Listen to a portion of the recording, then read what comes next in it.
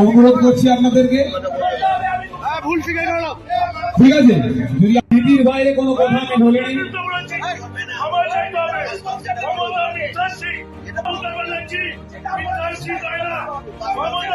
আলু নিয়ে যেটা বলেছি আমি সেই হিসাবে বলেছি। দেখুন, আপনারা এখানে বিশৃঙ্খলা নিশ্চয় করতে পারেন, হুগলি জেলায় আমি এসেছি, আপনারা হয়তো আমাকে যা খুশি বলতে পারেন, সেই আমার কোনো আপত্তি কিছু নেই। আলু সংগঠন সম্বন্ধে যেটা আমার মনে হয়েছে আমি সেটা বলেছি। আজ থেকে প্রায় 20 বছর আগে হুগলি জেলা থেকে মমতা ব্যানার্জির নেতৃত্বে শুরু হয়েছিল রাজ্যের কৃষক আন্দোলন।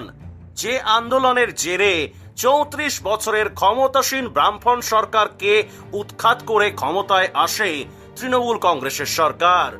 সেই হুগলি জেলার মাটিতেই এবার রাজ্যের আলু ব্যবসায়ীদের সঙ্গে চরম বচসায় জড়ালো তৃণমূল কংগ্রেস নেতৃত্ব। পশ্চিমবঙ্গ প্রগতিশীল আলু ব্যবসায়ী সমিতির হুগলি জেলা সংগঠনের পক্ষ থেকে গতকাল হুগলির বৈঁচিতে অনুষ্ঠিত হয় 10ম জেলা সম্মেলন। রাজ্যের বিভিন্ন প্রান্ত থেকে আলু ব্যবসায়ীদের যোগদান থেকে শুরু করে সম্মেলনের জাঁকজমকপূর্ণ আয়োজন সব ঠিকঠাকই ছিল, কিন্তু অনুষ্ঠানের ছন্দ কাটল মঞ্চে আলু ব্যবসায়ী সমিতির লড়াকু নেতা বরুণ পণ্ডিতের বক্তব্যের সময়। বর্ডার বন্ধ থেকে শুরু করে আলুর বাজারে বিপর্যয়ের সময় সহায়ক মূল্যে আলু না কেনা, একাধিক বিষয়ে সরকারের ভূমিকা নিয়ে সরব হতেই বেনজির আক্রমণের মুখে পড়েন আলু ব্যবসায়ী বরুণ পণ্ডিত। তার বক্তব্য চলাকালীন সেখানে উপস্থিত হয় তৃণমূল নেতা মানস মজুমদার, সঞ্জয় ঘোষরা দলবল নিয়ে বিক্ষোভ দেখায়। শুরু হয় তুমুল বচসা।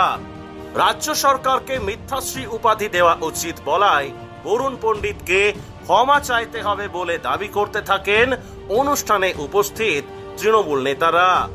যদিও বরুণ পণ্ডিত নিজের অবস্থানে অনড় থাকায় পিছু হটেন শাসক দলের নেতারা, জল গড়ায় থানা পর্যন্ত। তৃণমূল নেতৃত্ব অনুষ্ঠান স্থলে পুলিশ নিয়ে উপস্থিত হলেও আলু ব্যবসায়ীদের অনড় মনোভাবে কিছুক্ষণ পরেই তাদের ফিরে যেতে হয়। কিন্তু আলু ব্যবসায়ীদের সম্মেলনের মঞ্চ থেকে একজন আলু ব্যবসায়ী তো তাদের সুবিধা অসুবিধার কথা বলবেই। একটি গণতান্ত্রিক দেশে একটি নির্বাচিত সরকারের কোনো সিদ্ধান্ত বা পদক্ষেপ যদি কারো খারাপ লাগে বা ভুল বলে মনে হয়, তবে তার সমালোচনা তো একজন সাধারণ নাগরিক করতেই পারে। এটা তার সংবিধান প্রদত্ত বাক স্বাধীনতার মৌলিক অধিকার। যেখানে সাধারণ মানুষের ক্ষোভ বিক্ষোভের কথা সরকার প্রশাসনের কাছে পৌঁছে দেওয়া একজন নির্বাচিত জনপ্রতিনিধির কর্তব্য, সেখানে একজন নির্বাচিত জনপ্রতিনিধি তার নিজের জেলায় ভিন জেলার একজন আলু ব্যবসায়ী তথা শিল্পপতির প্রতি এরকম বেনজির আক্রমণে ক্ষোভে ফেটে পড়েন সমিতির সম্পাদক থেকে সাধারণ সদস্যরা। বরুণবাবু যদি কোনো অন্যায় করে থাকেন তাহলে পুলিশ নিয়ে এসেও ফিরে যেতে হলো কেন? প্রতিবাদী বরুণবাবুর কণ্ঠরোধের চেষ্টা পূর্ব পরিকল্পিত নয় তো? প্রশ্ন তুলছেন সাধারণ আলু চাষি থেকে আলু ব্যবসায়ীরা। নমস্কার, আপনারা দেখছেন ইন্ডিয়া পটেটো নিউজ। আর আজ আমরা আপনাদের দেখাবো হুগলি জেলা আলু ব্যবসায়ীদের সম্মেলন। হুগলি জেলার আলু চাষ তথা হুগলির আলুর সার্বিক পরিস্থিতি নিয়ে কি বলছেন বিশিষ্ট আলু ব্যবসায়ীরা। প্রিয় দর্শক, আলু আমাদের প্রধান অর্থকরী ফসল। আলুর উপর নির্ভর করে বাংলার কোটি কোটি মানুষের জীবন জীবিকা। সেই সমস্ত প্রান্তিক মানুষদের কাছে আলুর বাজারের খবর নির্ভীক ও নিরপেক্ষভাবে পৌঁছে দিতে বদ্ধপরিকর আমরা। তাই চ্যানেলে নতুন হলে ইউটিউব চ্যানেলটি সাবস্ক্রাইব করুন ও ফেসবুক পেজটি ফলো করুন। কালকের ঘটনা সম্পর্কে আপনার গুরুত্বপূর্ণ মতামত কমেন্ট করে জানান। এই প্রতিবেদনটি প্রচুর পরিমাণে শেয়ার করে প্রতিটি আলু চাষী ও ব্যবসায়ীর কাছে পৌঁছে দিতে ভুলবেন না। মুখার্জি বাবু নমস্কার। নমস্কার। সাথে আপনাদের সকলকে নমস্কার একসাথে একত্রে। তো মুখার্জি বাবু, সম্মেলন সফলভাবেই হলো। আজকে সকাল থেকে কি কি হলো, কি কি কর্মসূচি করলেন দর্শকদের উদ্দেশ্যে একটু বলুন। দেখুন, হুগলি জেলা আলু ব্যবসায়ী সমিতির সম্মেলন আমরা 3 বছর অন্তর করি। আজকে আমাদের পান্ডুয়া পোলবা থানার বৈঁচিতে হলো। সকালে আমাদের প্রভাত ফেরি ছিল। প্রভাত ফেরির মাধ্যমে আমাদের সম্মেলনের সূচনা হয়। তারপর আমাদের পতাকা উত্তোলন, পতাকা উত্তোলন, আমাদের জাতীয় পতাকা সাথে সাথে সমিতির পতাকা উত্তোলন হয় এবং সেখানে শহীদদের স্মৃতির উদ্দেশ্যে আমরা পুষ্পার্ঘ্য বলুন, মালা বলুন, আমরা দেওয়া শুরু করা হয় এবং সেইখানেই আমাদের 1 মিনিট শহীদদের উদ্দেশ্যে নীরবতা পালন করে আমরা মঞ্চের সভাপতি স্বাগত ভাষণের মাধ্যমে এবং উদ্বোধনী সঙ্গীত দিয়ে আমাদের সবার কাজটা শুরু হয় এবং তারপর প্রথা অনুযায়ী সভাপতির ভাষণ, স্বাগত ভাষণ, সম্পাদকের প্রতিবেদন পাঠ, কোষাধ্যক্ষের আয় ব্যয়ের হিসাব এবং আমাদের প্রতিনিধিদের যারা উপস্থিত ছিলেন সম্পাদকীয় প্রতিবেদনের উপর তাদের আলাপ আলোচনা সমালোচনা। মোটামুটি টোটাল কতজন মানে ছিলেন, মানে সমস্ত জেলা বা রাজ্য থেকে মিলে টোটাল কতজন ছিলেন? দেখুন, আমাদের অ্যাপ্রক্স হুগলি জেলার ডেলিগেটসই ছিল প্রায় 1300 জন এবং আদারওয়াইজ আরো 200 প্রায় 1500 জন এখানে উপস্থিত ছিল। 1000 লোকের আমাদের উপস্থিত, মানে সমস্ত মানে রাজ্যের যারা সমস্ত হুগলি জেলার এবং অন্যান্য রাজ্যের আমাদের যারা অতিথি এসেছিলেন, অন্যান্য রাজ্যের অতিথিও প্রায় 30-35 জন এসেছিলেন এবং অন্যান্য রাজ্য বলতে মানে রাজ্য কমিটির অন্যান্য জেলা, হ্যাঁ, রাজ্যের অন্য জেলার, আচ্ছা, অন্য জেলার রাজ্য কমিটির যারা নেতা তারা এসেছিলেন আর বোধহয় স্থানীয় যারা প্রশাসনিক স্তরে রয়েছে কয়েকজনও ছিলেন। তো মূল মঞ্চ থেকে কি উঠে এলো বা ওভারঅল এবছরের আলুর যে ধরুন সাংগঠনিক আলোচনা তো হয়েইছে, আলুর স্ট্রাকচার নিয়ে কি বুঝলেন? অ্যাপ্রক্স একটা চিত্র কি উঠে এলো মনে হচ্ছে? মানে চাষবাস বলুন বা এই সমস্ত কিছু নিয়ে। চাষবাস বা যেটা বলছেন, আমাদের এখনো মনে হয় যে সারা বাংলাতে যা আলু এবছর চাষ হয়েছে গত 2025 সালের চেয়ে কোনো অংশে কম হয়েছে বলে আমাদের মনে হয় না এবং সরকারি পরিসংখ্যানরা বলছে কোথাও হলে একটু হলেও বেশি।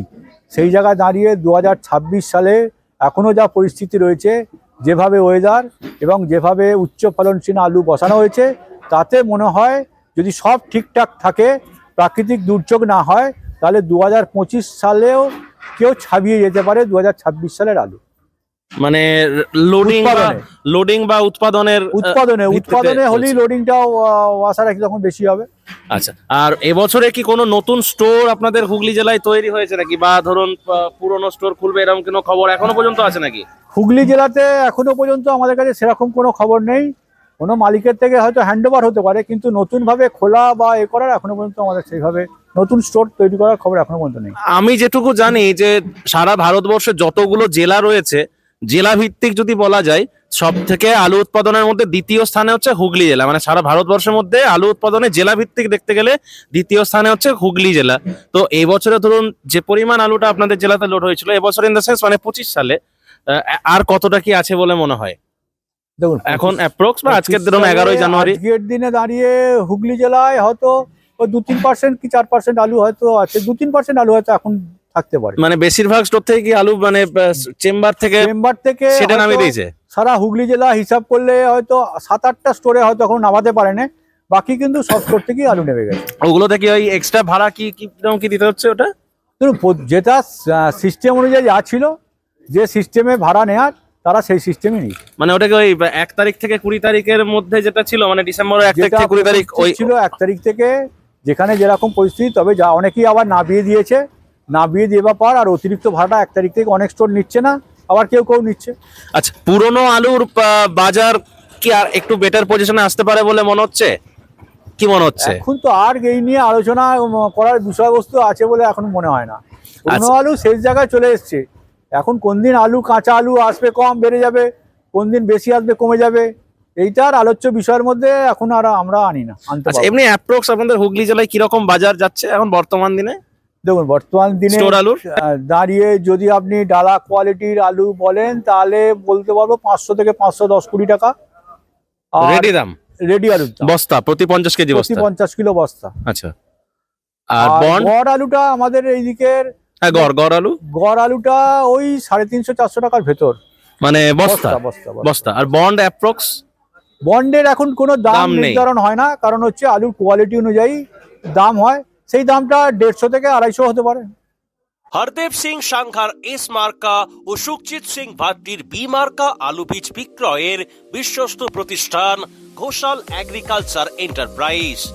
দীর্ঘ 1 দশকেরও বেশি সময় ধরে প্রতিটি কৃষকের বিশ্বাসের আরেক নাম Ghoshal agriculture enterprise.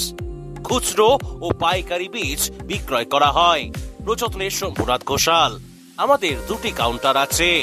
Hardev Singh সাংঘার ইসমার্কা pure counter Dhaniakhali হল স্টেশনের কাছে ঘোষাল মার্বেল সন্নিকট এবং সুখজিৎ সিং ভাটির বিমার্কা পিওর কাউন্টার বেলমুড়ি হাটতলা হুগলি।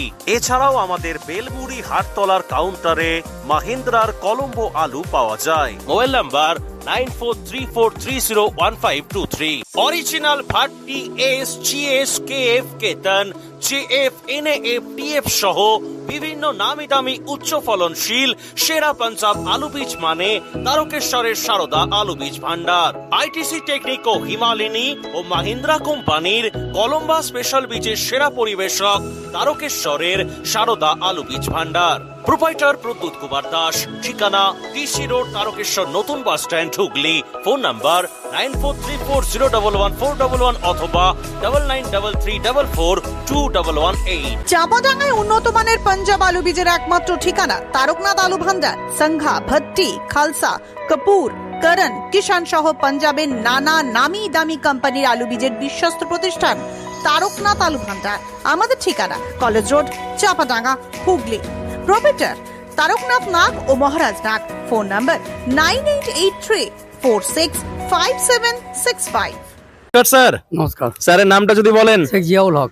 আচ্ছা, পরিচয়টা একটু দিয়ে দিন। পরিচয়, আমি এখানকার সমিতির উপদেষ্টা, বর্তমান উপদেষ্টা। আজ মানে বইচির যে আপনাদের যে ইউনিট রয়েছে। আচ্ছা, আজকের এই সম্মেলন মঞ্চ থেকে বা সম্মেলনের দিনে আমাদের দর্শকদের উদ্দেশ্যে কি বলবেন? এই যে 26 সালে যে আলুর স্যার বললেন যে চাষ হয়তো একটু বেড়েছে, লোডও হয়তো বেশি হতে পারে, এখনো পর্যন্ত যা প্রকৃতি আছে, জানি না আগামী দিন কি হবে, অ্যাপ্রক্স কি বার্তা দেবেন? আমার মনে হচ্ছে যদি ওয়েদার এরকম একটু ভালো ওয়েদার চলে মাসখানেক, তাহলে আলু বেশি উৎপাদন হবে। তাতে করে আমাদের যারা আলু সংরক্ষণকারী, আমি তাদেরকে বলবো একটু সাবধানে পা ফেলতে, কেন প্রতি বছর লোকসান হয়ে আমাদের ব্যবসাদাররা সব শেষ হয়ে যাচ্ছে। যার জন্য একটু অন্তত সাবধানে যেন চলে। যেহেতু আলু অল ইন্ডিয়া বেশি আছে, বাংলাদেশ চাষ বেশি আছে, কোল্ড স্টোরেজ আলু 2 মাস খাইয়ে দিল এক্সট্রা, কাঁচা আলু উঠলো কম, যার পরে আলুটা কিন্তু এক্সেস হয়ে যাবে। হয়তো সেটা আমার মনে হচ্ছে হয়তো 25 সালকেও ছাপিয়ে যেতে পারে যদি ওয়েদার ভালো থাকে। আচ্ছা, 25 সালে ধরুন এই যে এরকম একটা যে বাজে ধরুন মার্কেটের পরিস্থিতি হলো, এইটা কেন হলো বলে মনে হয়? মানে আপনারা তো অনেক বছর যাবত আলু ব্যবসা করছেন, যদি আপনার মতামতটা শেয়ার করেন। দেখুন, আপনি পিছন থেকে ফিরে যান, 2009 সালে আলুতে লাভ হয়েছিল, মাঝখানে 4 বছর গ্যাপ, 5 বছর গ্যাপ দিয়ে 14 সালে লাভ হলো, মাঝখানে 4টে বছর লোকসান। 14 সালের পর 20 সালে লাভ হলো, 5 বছর লোকসান, 1 বছর লাভ হলো। 20 সালের পর 24 সালে লাভ হলো, 3 বছর লোকসান। আমরা যদি ভাবি 25 সালে লাভ হবে, 26 লাভ হবে, এটা হয় কি? আর বর্তমানে হয় না, সেসব দিক চলে গেছে। ওই ক্যালকুলেশন করলে 5 বছর স্বাভাবিক কথা, 24-এর স্বাভাবিক কথা, কারণ আলু তো লাভ হলে পরের বছর চাষ বাড়বে, এটা স্বাভাবিক কথা। যেমন তাহলে গত লোকসান হয়েছে, এবছর এমন কি লোকসান হয়নি, যেটা 18 সালে 16 সালে লোকসান হয়েছে, সেই লোকসান এবছর হয়নি, যার ফলে চাষটা আর লাস্টে বীজ সস্তা হয়ে গেল, পাঞ্জাব বীজ, যার ফলে ওটা কিছুটা চাষ বেড়ে গেল। আর স্টোর আলুটা মোটামুটি 14% নিয়ে ডিসেম্বর ঢুকলো, ওই আলুটা কিন্তু এক্সচেঞ্জ এখনও চলছে, এখনও 15 দিন খাইয়ে দেবে, যার ফলে কাঁচা যেটা উঠে জমিটা ক্লিয়ার হতো সেটা হলো না, ওটা স্টক থেকে গেল। কেউ বলছেন, এটা আমার মতামত নয়, কেউ বলছেন ধরুন আমাদের এই ভিডিওর মাধ্যমে যে উত্তরবঙ্গের আলুটা এদিকে আসার ফলে নাকি পুরোনো স্টোর আলুর মার্কেটটা মানে খুব বাজে পরিস্থিতি হয়ে গেল, এটা কি ঠিক বা আপনি মানেন? আলু যেখানে মার্কেট ভালো হবে সেখানে যাবে, সে উত্তরবঙ্গ থেকে দক্ষিণবঙ্গ আসুক আর দক্ষিণবঙ্গ থেকে উত্তরবঙ্গে যাক, এটা হচ্ছে আলুর চলাচলের প্রক্রিয়া। এটাকে আমি বলা যাবে না যে কেন উত্তরবঙ্গে এসে মার্কেট খারাপ করলো। আলু খারাপ হলো তার মার্কেট পরিস্থিতিতে। আর যদি মনে হয় ইউপি মার্কেট টান থাকে, আমাদের বাংলা আলু ইউপি যাবে। বাংলা মার্কেট ভালো ছিল, ইউপি আলু এসে মার্কেট আমাদের কভার করেছে, এটা নিয়ম। পাঞ্জাব মার্কেট ভালো পেলে পাঞ্জাব আসবে, উড়িষ্যা মার্কেট চিনতো না, আমরা চিনিয়ে দিলাম, এখন উড়িষ্যা আলু যাচ্ছে, ইউপি আলু যাচ্ছে, আমরা বাংলা মার খাচ্ছি। স্যার নমস্কার। নমস্কার, স্যারের নামটা যদি বলেন। নমনারায়ণ রায়। আচ্ছা, আপনার পরিচয়? বৈশী আলু ব্যবসায়ী কল্যাণ সমিতির সভাপতি। আরে বাস, মানে আপনারাই তো বোধহয় তাহলে উদ্যোগ নিয়ে টোটাল অনুষ্ঠানটা করেছেন, উপদেষ্টা যারা রয়েছে সবাই করেছে। আচ্ছা, সফলভাবে এই সম্মেলন মানে সম্পূর্ণ হলো, 10ম জেলা সম্মেলন। আমার মনে আছে এর আগে আমরা 9ম জেলা সম্মেলন হয়েছিল তারকেশ্বরে, তাই তো? তো এই যে এত মানে ধরুন 4-5 মাসের যে পরিশ্রম, বা একটা ধরুন আজকের এই ধরুন কয়েক ঘন্টার জন্য আপনারা যে 5 মাস 6 মাস ধরে যে পরিশ্রম, যে প্রি প্ল্যান, এটা হতে ছোটা, আজকে সফলভাবে সাফল্যমণ্ডিত হলো, এটা নিয়ে যদি 2-4 কথা বলেন। আমাদের এই ব্যাপারে আমাদের বৈশীর সমিতির, আমাদের শুধু কমিটি নয়, আমাদের টোটাল সদস্য এবং আমাদের উপদেষ্টা মণ্ডলী সবাইকার সহযোগিতাতে আমাদের এই জেলা সম্মেলন এবং তার সঙ্গে থানা কমিটির সবাই এবং জেলার সবাই আমাদের সহযোগিতাতে সম্মেলন যথেষ্ট সাফল্যমণ্ডিত হয়েছে। আচ্ছা, কি বার্তা দেবেন আলু নিয়ে, ফুড আলু নিয়ে? ফুড আলু তো আমাদের এখানে প্রায় শেষের মুখে আছে বইচিতে, কিন্তু আলু চাষের যদি রিপোর্ট বলা হয়, আমার কাছে চাষের যা রিপোর্ট আছে তাদেরকে গুজরাটে চাষ গতবারের থেকে 10 থেকে 15% চাষ বেশি আছে, ইউপিতে 5 থেকে 10% চাষ বেশি আছে।